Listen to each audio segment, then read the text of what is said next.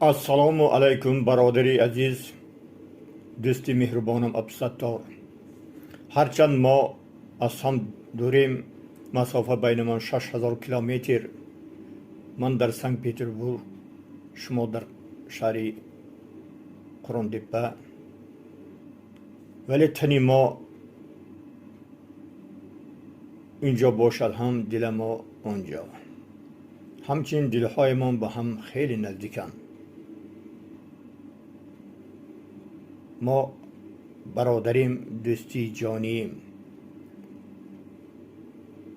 بنابراین دوستی عزیز، برادری مهربان، از فرصتی به من دست داده استفاده برده شما برادری عزیزم را به مناسبت جشن 70 سالگیتان تبریک گفته به شما پیش از همه سلامتی، بردباری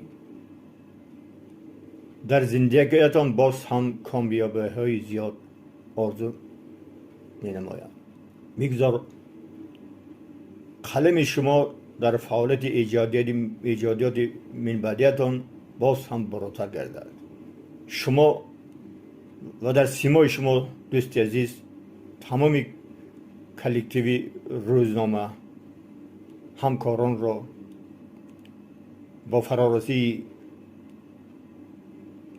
عید سال نو تبریک مبارکباد نموده به فعالیت ایجادیشان موفقیت ها آرزومندم.